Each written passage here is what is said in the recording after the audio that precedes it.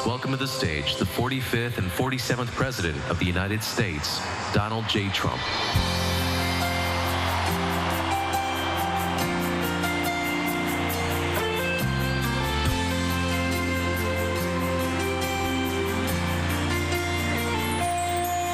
If tomorrow all the things were gone, I'd work for all my life, and I had to start again. Just my children and my wife. Thank my lucky stars to be living here today. 'Cause the flag still stands for freedom, and they can't take that away. And I'm proud to be an American, where at least I know I'm free. And I won't forget the men who died, who gave that right to me. And I gladly stand up next to you and defend her still today. 'Cause there ain't no doubt I love this land. God bless the USA.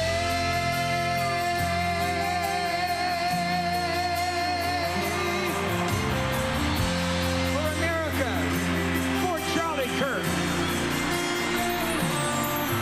From the lakes of Minnesota to the hills of Tennessee, across the plains of Texas, from sea to shining sea, from Detroit to Houston, oh, and New York to LA. There's pride in every American heart, and it's time we stand and say that I'm proud to be an American, where at least I know I'm free. And I won't forget the men who died, who gave that right to me. And I gladly stand up next to you and defend her still today. 'Cause there ain't no doubt I love this land. Sing it! God bless the USA.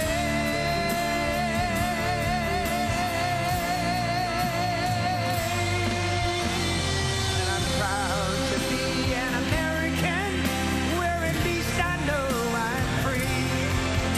And I won't forget the men who died, who gave that right to me.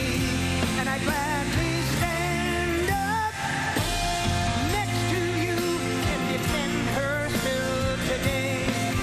'Cause there ain't no doubt I love this land.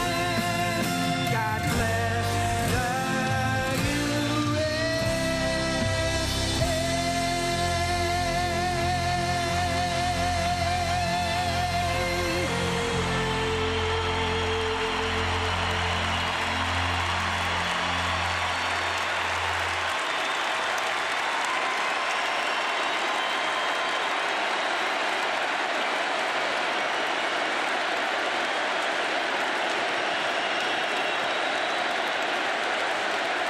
Well, I want to thank you very much, Lee.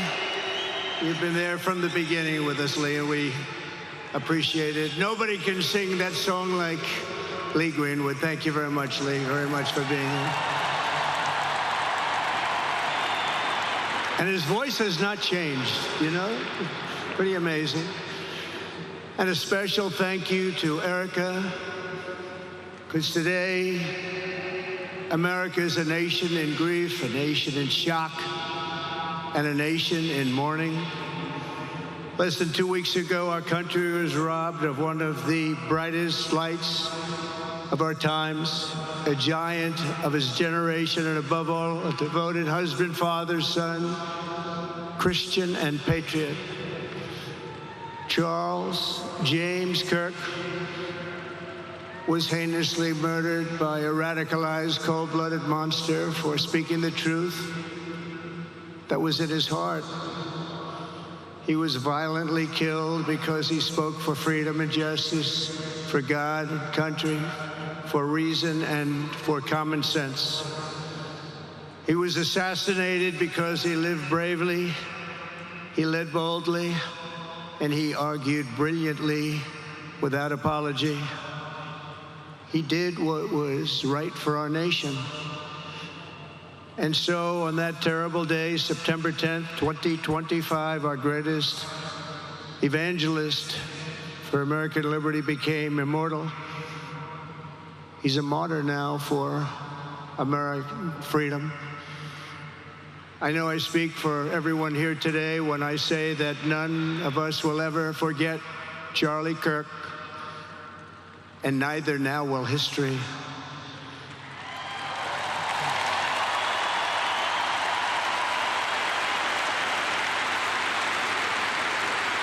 Because while Charlie has been reunited with his Creator in heaven, his voice on earth will echo through the generations, and his name will live forever in the eternal chronicle of America's greatest patriots. He will live forever. To Charlie's incredible and beautiful widow, Erika, we know the weight of this monumental loss is almost unbearable. But even in the midst of heartache and pain too great to even fathom, you have somehow found the strength and deep faith to be a comfort to millions and millions of people.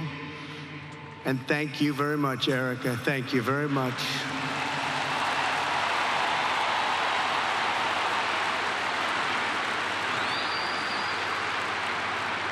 Today, an entire nation wraps its loving arms around you and your beautiful children.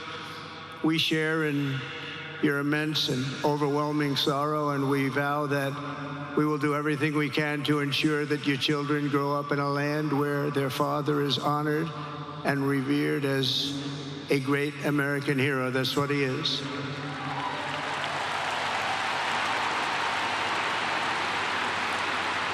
To Charlie's parents who lost their beloved son, and to the entire Kirk family, we know that no words can ever be enough to fill the void he leaves behind.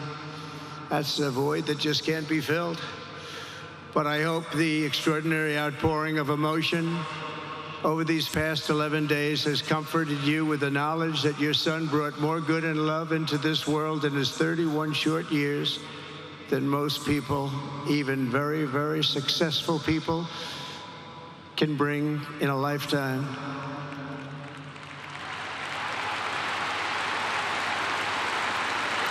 Charlie Kirk loved America with everything he had, and as we can see so clearly today, America loved Charlie Kirk.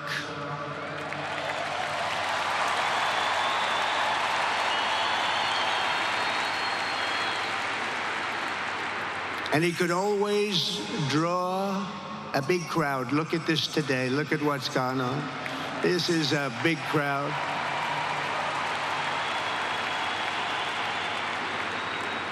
Here today we have the Vice President of the United States, J.D. Vance. We have the Speaker of the U.S. House of Representatives, Mike Johnson. We have countless members of the United States Senate, and I'm sorry I'm not going to introduce you, but I'll be up here. They're all over the place. And likewise, the House of Representatives, they're all over this big stadium. This is not an arena, this is a stadium. Our great cabinet and this stadium packed with rafters of people, not to mention the one across the street that also has tens of thousands of people, and they're watching us on screen right now.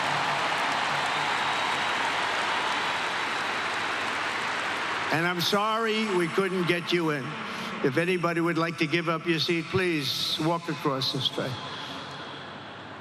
But this is like an old-time revival, isn't it? An old-time revival.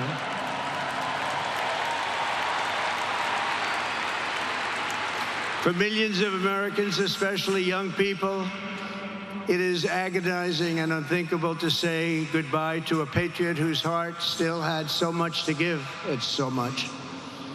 Raised in the suburbs of Chicago, Charlie was filled with a patriotic spirit from his youth, and he was an all-American in everything he did. And one of the last things he said to me is, "Please, sir, save Chicago.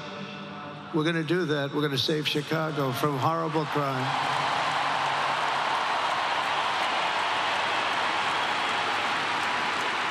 In high school, he was the quarterback of the football team and the captain of the basketball team. He was a good athlete. A lot of people don't know that about Charlie. He was an Eagle Scout who spent his school lunch breaks listening to another champion for liberty, somebody that he greatly admired, Rush Limbaugh.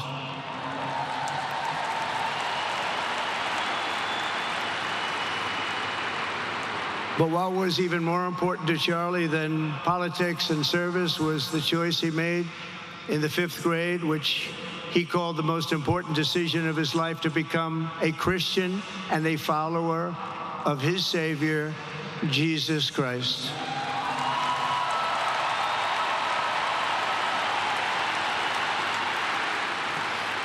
Inspired by faith and his love of freedom, Charlie did something remarkable when he was just 18 years old.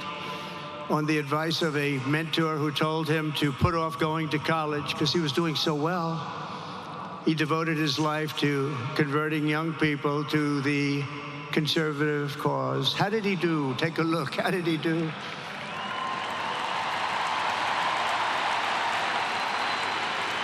In 2012, 2 days after graduating high school, and with just $1,800 in his pocket, the young man from Illinois, who no one had ever heard of, started an organization whose grand ambitions were captured in its name, Turning Point USA. Great name.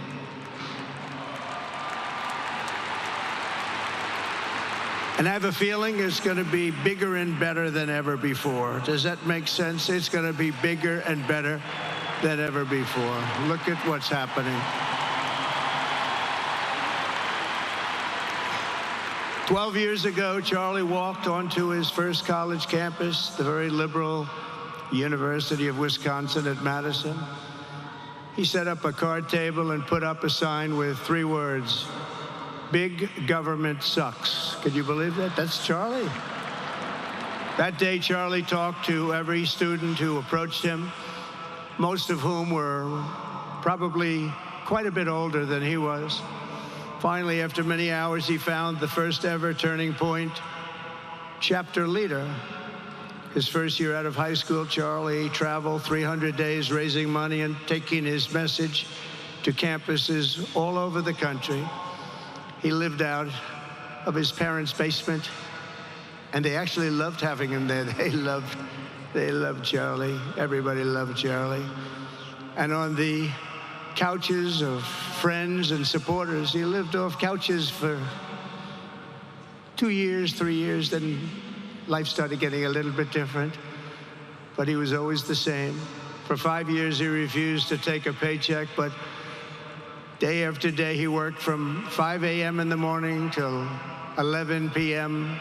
in the evening, always. His staff remembers that he wore Walmart jeans and T-shirts from the Goodwill store. Remember the Goodwill store? It wasn't easy, but Charlie wasn't in it for money at all, never has been. Money was never his thing. He was always in it for the mission. As he liked to say even back then, we have a country to save. Just what he did. He'd call me all the time, "Sir, we have a country to save." I said, "Charlie, thanks very much for telling me that. I appreciate it." Charlie volunteered for my 2016 campaign and traveled the nation with my son, Don, and Eric. I got to know him very well and saw immediately that Charlie was actually a master builder of people. It was Charlie who first started organizing young black conservatives hungry for support and leadership. It was Charlie who stood up for persecuted Christians and Jews on college campuses. It was Charlie who helped bring online censorship, free speech, and cancel culture to the fore of our political debate. He was right up there with me. It was Charlie who helped unite MAGA, and you know what MAHA is? That's right, Make America healthy again. And tomorrow we're going to have one of the biggest announcements, really medically, I think, in the history of our country. We're going to be doing it with Bobby and Oz and all of the professionals. I think you're going to find it to be amazing. I think we found an answer to autism. How about that? Autism. Tomorrow, we're going to be talking in the Oval Office in the White House about autism, how it happens, so we won't let it happen anymore, and how to get at least somewhat better when you have it, so that parents can help their child, their beautiful child. That's a big one. I've been bugging everybody over there, get the answer to that. You know, 20 years ago, 1 in 10,000 were born with autism. 20 years ago. The most recent survey says 1 in 12. How bad is that? That's for young boys, baby boys, but also girls, a little bit better. It's about 1 in 20. But we can't, because obviously there was something really wrong, and we think we know what that is. It's going to be, I think it's going to be one of the most important news conferences I'll ever have, and I look so forward to it.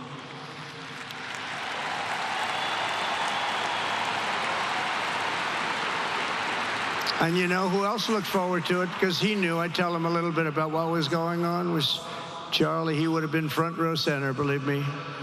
We'll be missing him tomorrow. It was such a big deal for him, too. He brought together Donald Trump, Bobby Kennedy, right here in the great state of Arizona 1 year ago. Remember that? What a night, what a day that was.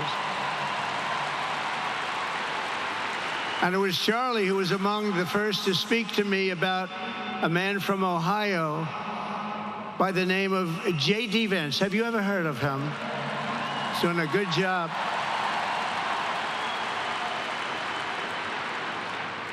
But Charlie would often call me, sometimes the night before a big event, the other side of the country. And he'd ask me, he'd say, do you think you could come and speak at the event? The following day, right? I'd say, Charlie, I'm the president of the United States. You want me to travel 4 hours by plane? And you know, sometimes I did it. He was a very good guy. He was a very convincing guy. He didn't stop, but he would ask for things like that. Sir, could you be tomorrow in California? I said, Charlie, give me a break, please. He just wouldn't stop. And he succeeded.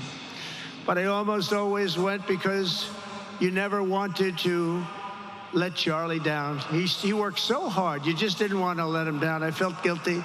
He'd make me feel very guilty. As president, many people asked me for things, but Charlie was one of the few who always gave more than he took. He was a giver, much more than a taker.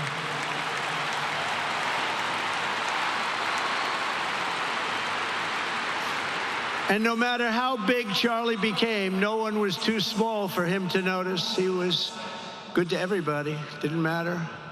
Several years ago, a fourth grader asked Charlie to appear on his podcast, which was probably only watched by the parents of that fourth grader. And Charlie, who was actually pretty hot at the time, to be honest, he agreed, and the boy asked for advice. Charlie replied, the left, I call it the radical left. I call it sometimes the radical left lunatics. But Charlie didn't say that. He called it the left. He was probably right, but I can't help it. I can't help it. So he said the left, radical left lunatics, may have all the money in the world, but they could never outwork me. I will wake up as early as I need to about himself. I will stay up as late as I need to, and I will never stop fighting for our country. And he did this until his dying breath. That's what he was doing. That's what he was doing. Think of it. Wow. What a horrible moment. I was in the Oval Office when I heard they came in, and it was like a surreal experience, a terrible, terrible. I had some very big people in the Oval Office, and I was in the midst of a very important conversation for our country. Big people, the biggest. And I said, you have to leave now. When they told me that, they told me in front of a group of very powerful people, I said, you have to leave now, right now, please. Right now, you have to leave, go. By his own determination and skill, Charlie Kirk built Turning Point from his humble beginnings, the beginnings that nobody believed could ever end up something like this, into a great movement and a juggernaut of American politics. And, you know, we have a massive stadium loaded up with people, but he got tremendous crowds before he had this kind of horrible news and before we had to hear what happened so terribly. He delivered more than 250 speeches a year at over 200 colleges and universities, and that was at a time when it was not really vogue to go to colleges and universities if you were a conservative. It really took great courage. And we used to talk, and I said, you know, I think they're much more conservative than we know, and he agreed, but it just wasn't something that was happening because the radical left would do very bad things, very dangerous things. But Charlie set up chapters on 2,200 campuses and spoke at more than 1,000 churches. He launched a podcast and radio show that grew to an audience of 1 million Americans a day, one of the bigger shows on radio. And Charlie didn't just bring young people into the movement. All of a sudden, it started to grow by leaps and bounds. By 2024, we won more young people than any Republican candidate in the history of our country, including, for the first time, a majority of males under 30. Can you believe it? Remember when Republican presidential candidates would get 4%? No, we did unbelievably with young people. And he was a big, big factor. Unbelievable. But he made me work for it. Sir, you have to make a speech here. You have to make a speech there. But we did it, and we won, and our country is doing unbelievably well now. We had a country that was dead 1 year ago, and now we have the hottest country anywhere in the world. And Charlie helped us make it that. One of the great people. But through it all, the core of Charlie's message and his basic method never changed. It never really changed. He stayed the same person also. At every campus event, Charlie asked the people who disagreed with him to come forward, and instead of silencing them, he handed them a microphone and let them speak. And he'd convinced so many of them. It was a pretty amazing thing to watch, actually.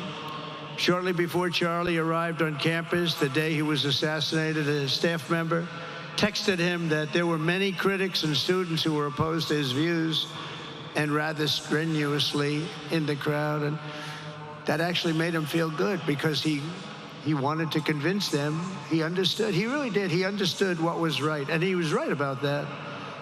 A lot of it was based on common sense, by the way. Charlie wrote back to the staff member saying, I'm not here to fight them. I want to know them and love them, and I want to reach them and try and lead them into a great way of life in our country. In that private moment on his dying day, we find everything we need to know about who Charlie Kirk truly was. He was a missionary with a noble spirit and a great, great purpose. He did not hate his opponents. He wanted the best for them. That's where I disagreed with Charlie. I hate my opponent, and I don't want the best for them. I'm sorry. I am sorry, Erika. But now Erika can talk to me and the whole group, and maybe they can convince me that that's not right, but I can't stand my opponent. Charlie's angry. Looking down, he's angry at me now. He wasn't interested in demonizing anyone. He was interested in persuading everyone to the ideas and principles he believed were good, right, and true. Before each appearance, he prayed these words: God, use me for your will. Always said the same thing: use me for your will.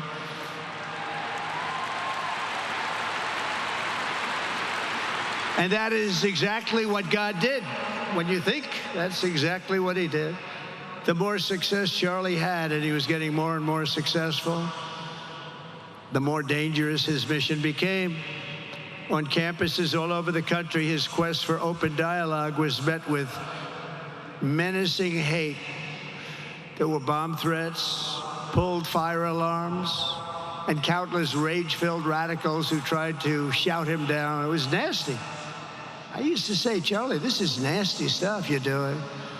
At one event, police had to build barricades to protect students from an angry mob of thugs. Many of these people, by the way, are paid a lot of money to do this. They're agitators. They're paid agitators. Remember that? When you see they all have the same beautifully printed sign, every sign is identical, comes out of a top-level print shop. That's not the signs that are made in somebody's basement. Those are paid for by very bad people, and hopefully we're going to be finding out through the DOJ who those people are.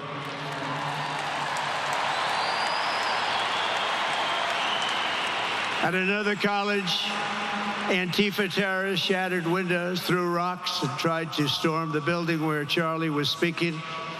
It was a really bad one. Often dozens of police officers were needed to prevent left-wing violence. And the violence comes largely from the left. You don't hear that from too many people, do you? And virtually every day for years before he was murdered, Charlie received these horrible death threats. People don't know. I used to talk to him about it. He said, I got some threats. He always felt that when they actually made the threat, they were not the ones to worry about. The ones to worry about were the ones that don't make the threats. I think you know what I mean. He knew the risk, but he and I shared a certain motto: never back down and never ever surrender. Just don't surrender, never back down. He believed in it so strongly. So strongly. And he's right. He's totally right.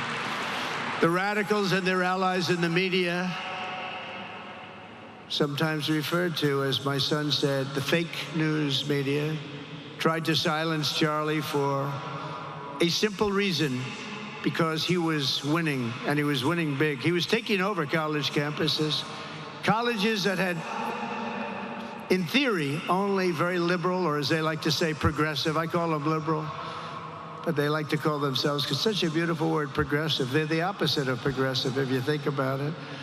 But they were really nasty, and he would go into these colleges. All of a sudden, within 2 years, 3 years, they turned into bastions of conservatism. It was really quite amazing to see. They lied about him because they did not want you to listen to him or to learn from him, because what he was talking about and even preaching made so much sense. Everywhere he went, he won the debates, he won the hearts, he won the minds, and yes, he won the elections for people. He helped us, he helped other people. We won the biggest election in the history of our country, I believe.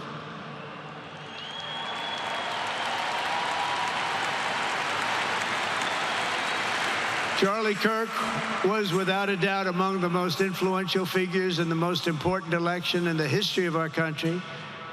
The election of, that beautiful day, November 5th, 2024. Do you remember that day? It was 9 months ago. What a day that was. I mean, we had a pretty good day in the first one. And I must tell you, on the second one, we had a phenomenal day.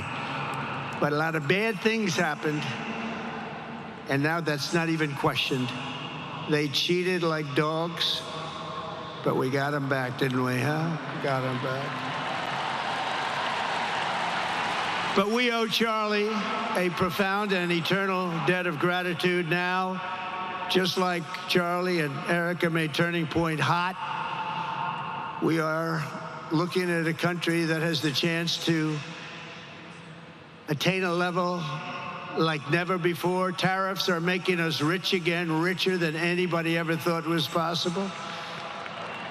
And the only one challenging them are people that hate our country or foreign countries that are paying a price, because they did the same thing to us for years.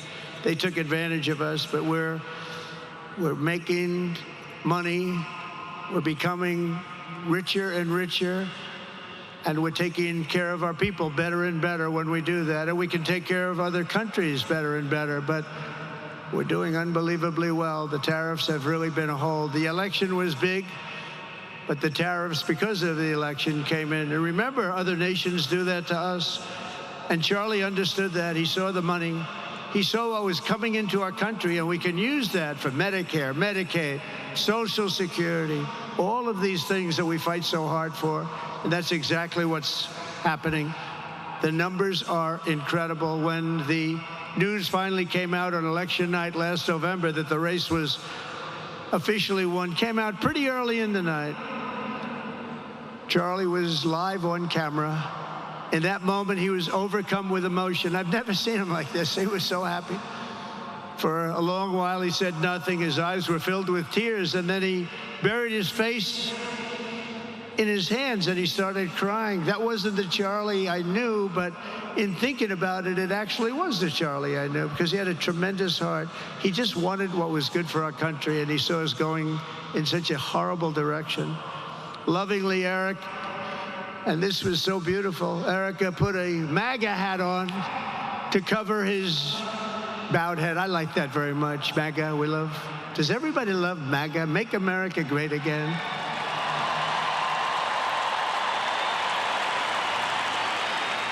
When Joe Biden used to get up, remember the speeches? We will stop MAGA. We will stop MAGA. You know, he could barely get the words out. We will stop. I said, can somebody inform him that MAGA means make America great again? How do you say you're going to stop it? And Charlie understood that. When Charlie finally looked up and spoke, he smiled through the watery eyes and simply said, I am humbled by God's grace. That was his statement that night. I was watching him. I was very impressed, actually. It showed he had a big heart. Every single American should take a long, hard look at the twisted soul and dark spirit of anyone who would want to kill a young man as good as Charlie. To kill anybody, but to kill a man like this, he didn't deserve this. He didn't deserve this. Our country didn't deserve this. And anyone who would make excuses for it are just out of their mind. Charlie's murder was not just an attack on one man or one movement. It was an attack on our entire nation. That was a horrible attack on the United States of America. It was an assault on our most sacred liberties and God-given rights. The gun was pointed at him, but the bullet was aimed at all of us. That bullet was aimed at every one of us. Indeed, Charlie was killed for expressing the very ideas that virtually everyone in this arena and most other places throughout our country deeply believed in. But the assassin failed in his quest because Charlie's message has not been silenced. It now is bigger and better and stronger than ever before, and it's not even close. And it's rare that such a thing happens, but Charlie is bigger today than he was, think about it, just 2 weeks ago. He's bigger today than he was 2 weeks ago. Now, that may not help his friends and loved ones, of which there are so many. It may not help Erika and those beautiful children who have to suffer so horribly through this moment, but they know it's true. He's bigger now than ever before, and he's eternal.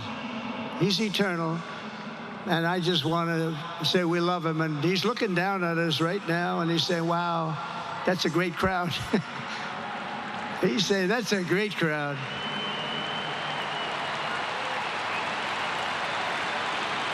And it's a great crowd of patriots. But that's why I will soon award Charlie the nation's highest civilian honor, the Presidential Medal of Freedom. It's the highest civilian honor.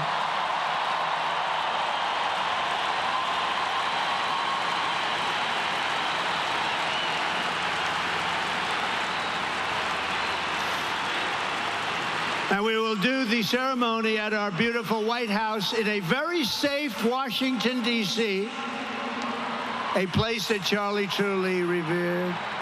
You know, we stopped the crime in Washington. Took 12 days. Now you can go to restaurants. You can walk down the middle of the street with your wife. You can have your wife walk alone down the middle of the street. She's going to be in good shape. What a difference. What a difference good management really makes. But it's, I'm so proud of that Washington, D.C. You know, it was one of the worst in the nation, in the world. And now it's considered a very safe city. And it's also, I passed it yesterday, I went through it, and the lawns are good. It's like a different place. It's like the tents are gone, the threats are gone, the gangs aren't there. We got rid of, you know, we took out 1,500 career criminals, 1,500. If you have 3 career criminals, that can make a big difference. But I'm so proud of Washington, D.C., and now we're going into Memphis. And we'll get that one straightened out fast. And then we're going into some others, but we're going to go to Chicago, and we're going to have Charlie very much in mind when we go into Chicago. And we'll get that one straightened out. You have an incompetent governor who, he thinks it's okay when 11 people get murdered over the weekend. He thinks you don't have any crime when 11 people get murdered and 28 people get shot. He says he's got crime. No, they don't have it under control, but we'll have it under control very quickly. So we're going to be doing that. And Charlie loved what we were doing. He was so proud of what happened. He was there to see it. He's so proud of what happened in Washington, D.C. As you know, the depraved assassin who planned and executed Charlie's killing has been arrested and charged with capital murder. God willing, he will receive the full and ultimate punishment for his horrific crime. It's a terrible thing. Because you can't let that happen. You can't let that happen. Can't let it happen to a country. The Department of Justice is also investigating networks of radical left maniacs who fund, organize, fuel, and perpetrate political violence. And we think we know who many of them are. But law enforcement can only be the beginning of our response to Charlie's murder. Over the last 11 days, we have heard stories of commentators, influencers, and others in our society who greeted his assassination with sick approval, excuses, or even jubilation. You've heard that. So have I. Couldn't believe it.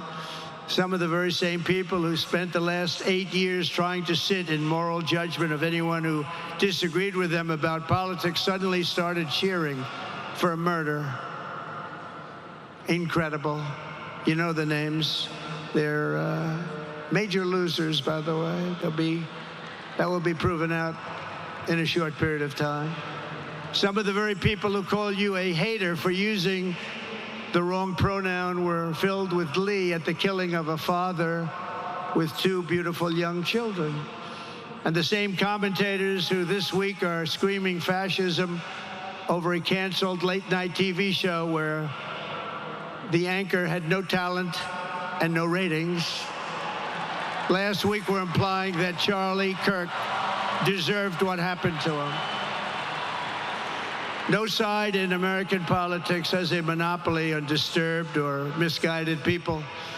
But there's one part of our political community which believes they have a monopoly on truth, goodness, and virtue, and concludes they have also a monopoly on power, thought, and speech. Well, that's not happening anymore. We've turned that corner very quickly. Tragically, atrocities of this kind, and kind that we saw in Utah, of all places, are the eventual consequence of that kind of thinking. If speech is violence, then some are bound to conclude that violence is justified to stop speech. And we're not going to let that be justified. The tradition of reason and open debate that Charlie practiced is not a pillar of our democracy. In many ways, it's the basis of our entire society. It's the right and inheritance of every free American, the greatest legacy of the Enlightenment, and among the most treasured achievements of civilization. We will defend it at all costs, and we will carry forward the torch of liberty that Charlie Kirk held so proud and so high. He was so proud, and he did hold that torch high. We will never, ever let it fail. We will never let it fail. But we're going to raise it higher than ever before. It's going to be raised, and this is the beginning. Perhaps it should be no surprise that Charlie, who spent his life speaking with the critics of these traditions, ultimately became convinced that we needed not just a political realignment, but also a spiritual reawakening. We did. And we have to bring back religion to America, because without borders, law and order, and religion, you really don't have a country anymore. We want religion brought back to America. We want to bring God back into our beautiful USA like never before. We want God back.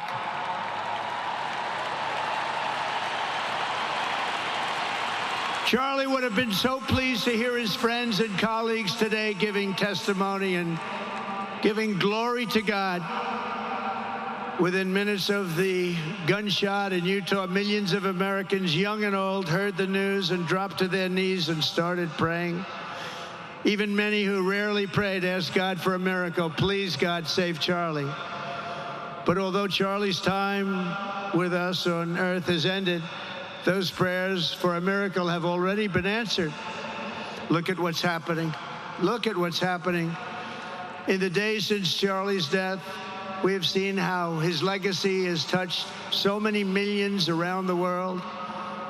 In Calgary, Canada, thousands gathered at City Hall to sing the American national anthem and raise up posters with the name Charlie Kirk. In Seoul, South Korea, crowds gathered to wave American flags and shout, "We are for Charlie Kirk." His memory has been honored in the streets of Berlin, Warsaw, Vienna, Sydney, Madrid, London, Tel Aviv, and all over the world. So beautiful to watch. A man as far away as rural Australia texted a pastor, "I'm going to come to church tomorrow for the first time ever." The pastor asked, "Why is that?" The man replied, "Because of Charlie Kirk." Can you imagine?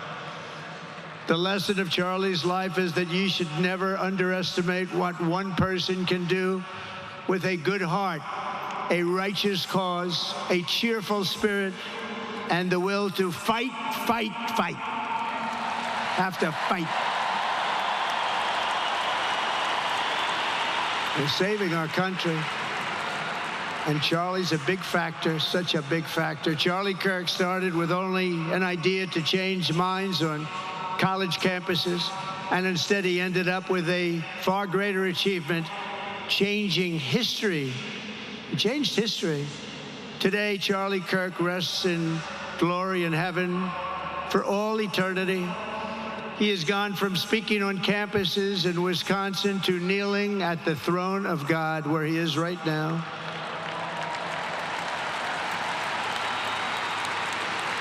We grieve for the friend and leader that we have lost, but we go forward strengthened by his faith and bolstered by his courage and inspired by his example to defend the country he lived for the freedoms he died for, and the values in which he so deeply believed. He believed in values that we should all believe in. Charlie created something very special. It's called Turning Point USA. And under the leadership and love of Erika, it will become bigger and better and stronger than ever before.